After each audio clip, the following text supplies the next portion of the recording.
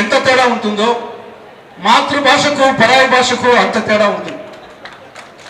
మాతృభాష తెలుగు భాష నాటుకోడి గుడ్డు నాటుకోడి మాంసం అయితే పరాయి భాషలు ఫారం కోడి గుడ్డు ఫారం కోడి మాంసంతో సమానం.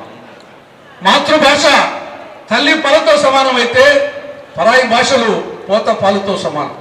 వెంకయ్యనాయుడు గారు పదే పదే చెప్పినట్టు మాతృభాష కంటితో సమానం అయితే పరాయి భాషలు కంటి అద్దాలతో సమానం.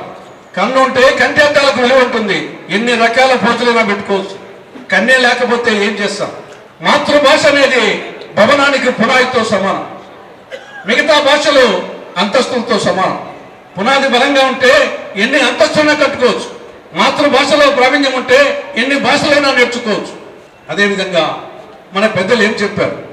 జాతిపిత మహాత్ముడు విశ్వకవి రవీంద్రుడు, చివరి పితామహుడు ఏపీజే అబ్దుల్ కలాం, భారత రాజ్యాంగ నిర్మాత అంబేద్కర్ వీళ్ళందరూ కూడా పాఠశాల విద్యను ప్రత్యేకించి ప్రాథమిక విద్యను మాతృభాషలో నేర్పించాలని చెప్పేసి ఈ పెద్దలందరూ మనకు చెప్పారు. జాతీయ విద్యా విధానం, విద్యా హక్కు చట్టం, భారత రాజ్యాంగంలో ఆర్టికల్ 350A, యునెస్కో, ఐక్యరాజ్య సమితి సర్వపక్ష సభ ఇవన్నీ కూడా మాతృభాషకు పెద్దపీట వేయాలని చెప్తున్నాయి.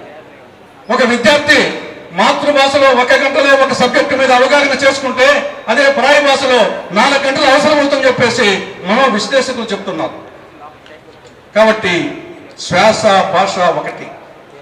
శ్వాస నశిస్తే మనిషి చస్తాడు, భాష నశిస్తే జాతి నశిస్తుంది.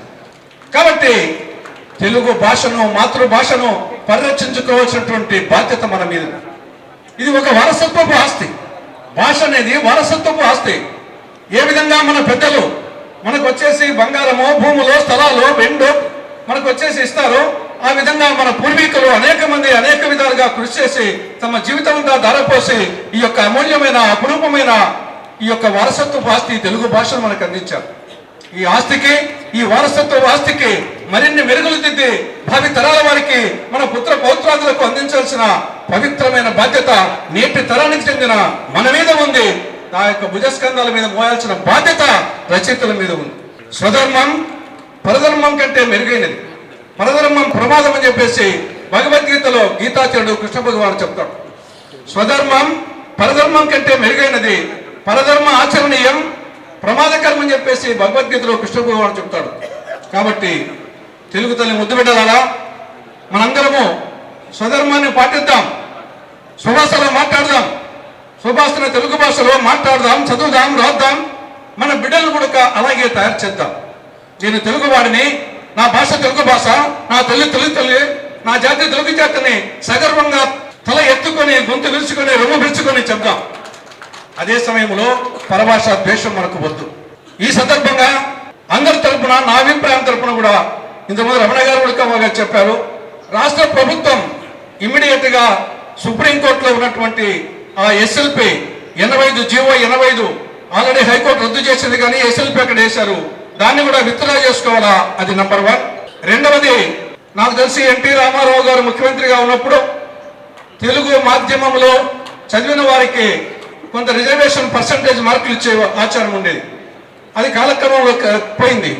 మళ్ళీ ఈ ప్రభుత్వం విద్యా ఉద్యోగాలలో 3 నుండి 5% తెలుగు మాధ్యమంలో చదివిన వారికి అదనపు మార్కులు అంటే మొత్తం సమస్య అంతా ఒక్కసారి పరిష్కారం అవుతుంది. ఏం అవసరం లే, మన అందరం వచ్చేసి ఇంకా ఏ ఇంట్లో చూసినా రే మమ్మీ వద్దు అమ్మ చెప్పు, డాడీ వద్దు నాన్న చెప్పు అని తల్లిదండ్రులు వచ్చేసి ఆ పిల్లలను హెచ్చరించే పరిస్థితికి వస్తుంది. కాబట్టి 3 నుండి 5% మార్కులు అడిషనల్ మార్కులు విద్యా ఉద్యోగాలలో తెలుగు మాధ్యమం చదివిన వారికి వేస్తే మొత్తం సమస్య అంతా పరిష్కారం అవుతుంది. ఒక్కసారి తెలుగు భాష విశ్వరూపం ప్రదర్శిస్తుందని మీ అందరికీ సవినయంగా విజ్ఞప్తి చేస్తూ, మరొక్కసారి నా వరకు పునర్జన్మంటూ ఉంటే 1000 జన్మలైన తెలుగు వారిగానే పుట్టించాలని, తెలుగు భాషలోనే నేను చదువుకోవాలని ఆ పరమేశ్వరుని పరంధాముని ప్రార్థిస్తూ సెలవు తీసుకుంటున్నాను. జై మాతృభాష, జై తెలుగు భాష.